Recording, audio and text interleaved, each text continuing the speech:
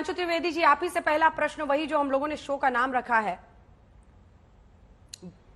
Vote Ratan Dhan पायो, सही है क्या?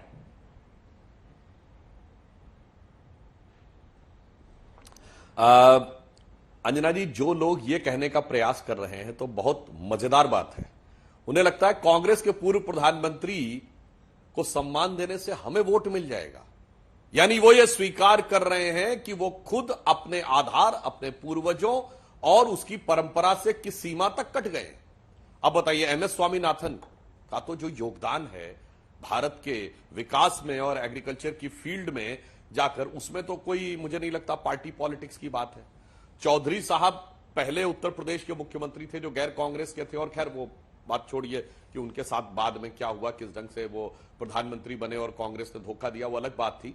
मगर किसानों को लेकर स्वतंत्र भारत में राजनेताओं में, मतलब देखिए वो शेतकारी किसान संगठन वाले शरद जोशी जी, वो विषय अलग, मगर किसानों के विषय को लेकर यदि कोई नेता सबसे पहले स्थापित हुआ है 60 के दशक में, तो वो चौधरी साहब।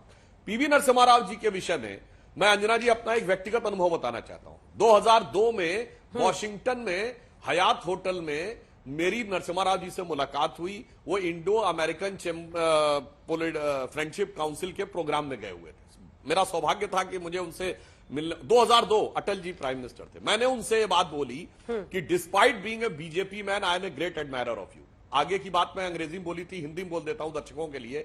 मैंने कहा, जब आपने सत्ता संभाली, ये देश अपने स्वतंत्रता के बाद के सबसे चुनौतीपूर्ण समय में था।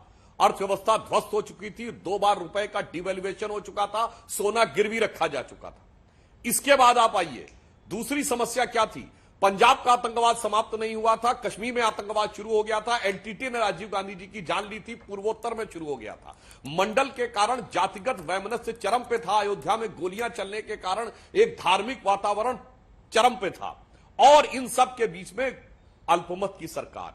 मैंने कहा कि आपने जिस कुशलता से इन सारी चीजों को निकाला है, उससे मुझे लगता है कि वो बहुत प्रेजवर्दी है। और मैंने ये भी बोला, मैंने कहा बताइए, आपने अटल जी को भेज दिया था जेनेवा में अपनी सरकार का नेतृत्व करने के लिए, और अटल जी ने जाके पूरा श्रेय नरसिम्हा राव सरकार को दिया।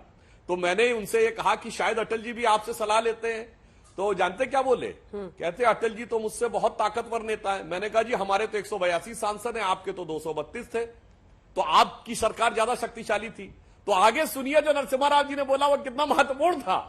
उन्होंने कहा, भाई सांसदों की संख्या महत्वपूर्ण नहीं है, अटल जी को तो पूरा देश नेता मानता है, मुझे तो मेरी पार्टी में लोग नेता मानने को तैयार नहीं थे, मेरे तो कुछ तमाम सांसद मुझे नेता मानने को तैयार नहीं थे, मैंने तो कैसे राम भरोसे चलाया। और मैं अंजना जी एक और बात बताऊं, पाकिस्तानी पत्रकार से वो फ्लुएंट उर्दू में बोल रहे थे, एक ईरानी पत्रकार से उन्होंने पर्शियन में जवाब दिया, इंग्लिश तो अच्छी बोल ही रहे थे, मुझसे ऐसी हिंदी बोल रहे थे जैसे कि हिंदी भाषी क्षेत्र के हो।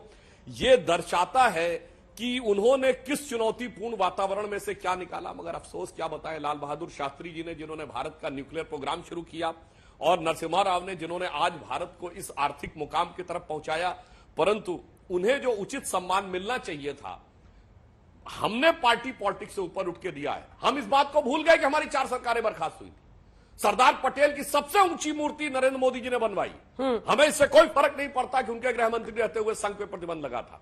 देश के लिए सोचने का सबका नजरिया अलग होता है। हम ये देख सकते हैं नीतियों में गलती हो सकती, पर नीयत सही थी कि नहीं।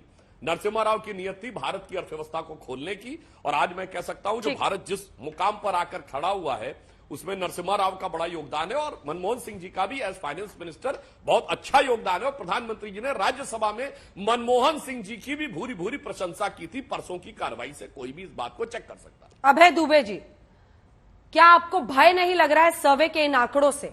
क्योंकि अगर ये नरेंद्र मोदी की सफलता का प्रतीक बन रहा है सर्वे, तो दूसरी तरफ आपकी विफलता का। आप एक विकल्प इस देश को देने में नाकाम रहे, हैट्रिक बना रहे हैं साहब वो, अगर यही सर्वे के आंकड़े नतीजों में तब्दील होते हैं। एंटी इनकम्बेंसी नहीं, प्रो इनकम्बेंसी दिख रहा है। देखिए परिणाम, और दूसरी तरफ नरसिम्हा राव की अनदेखी का आरोप लगातार लगता है कांग्रेस पार्टी पर, उस पर भी जवाब दीजिए। पीएम तक ने इस पर चर्चा की थी, दोनों पर।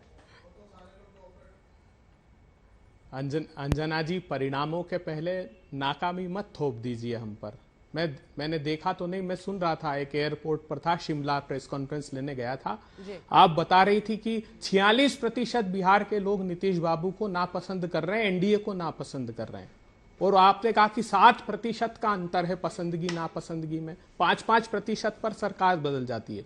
खैर, जो भारत रत्न दिया है भारत की सरकार ने, मैं उसमें चौधरी चरण सिंह जी, स्वामीनाथन जी, नरसिम्हा राव जी, लाल कृष्ण आडवाणी जी, सभी के प्रति मैं साधुवाद करता हूं। मगर सत्ता का भय जब सता रहा है, सत्ता का खतरा आने का मंडरा रहा है, तो इनको चौधरी चरण सिंह, नरसिम्हा राव जी और स्वामीनाथन जी को याद आ रहे हैं। मैं जयंत चौधरी जी का बताया कि दिल जीत लिया। रे दिल जीतने के लिए नहीं जयंत साहब, ये दल को जीतने का काम है।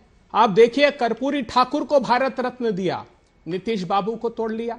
और जिस दिन जातिगत जनगणना के निष्कर्ष नीतीश बाबू घोषित कर रहे थे, प्रधानमंत्री जी उस दिन कह रहे थे कि ये पाप है, उसकी पाप से तुलना करते थे। जो कर्पूरी ठाकुर का स्वप्न था कि जितनी आबादी उतना हक, उसके खिलाफ काम करने वाली भारतीय जनता पार्टी जब कर्पूरी ठाकुर को भारत रत्न देती है तो इससे साफ परिलक्षित होता है।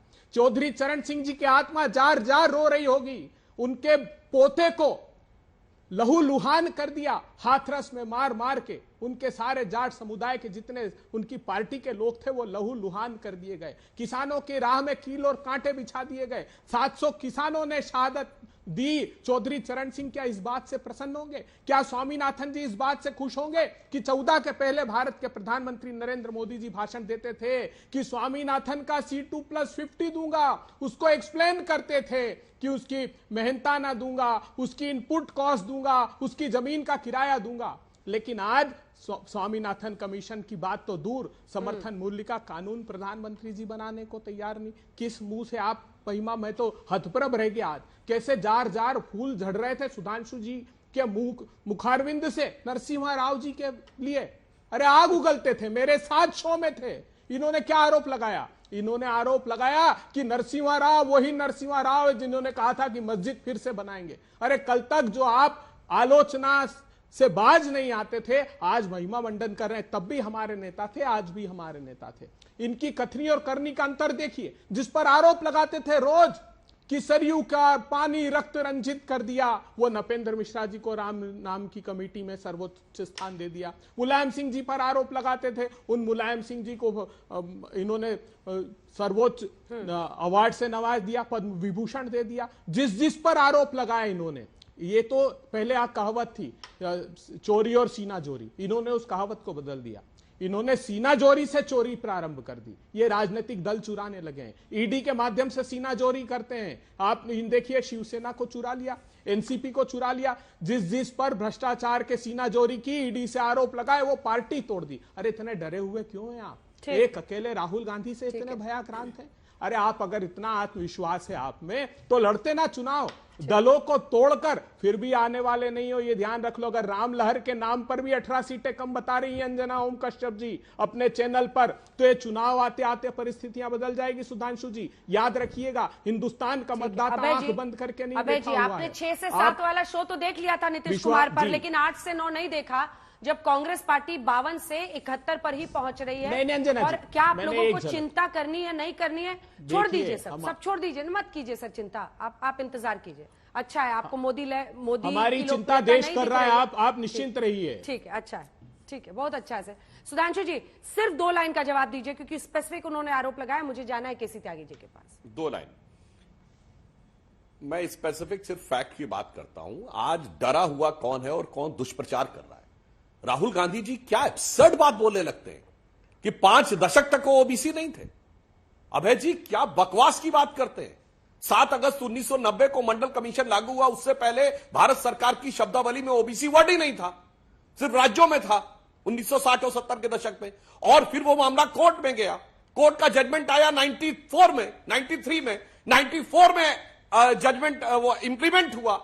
तो भारत सरकार में ओबीसी की लिस्ट 94 में बनी। ओ भाई साहब 5 दशक से नहीं थे, फलाना ढिमाका।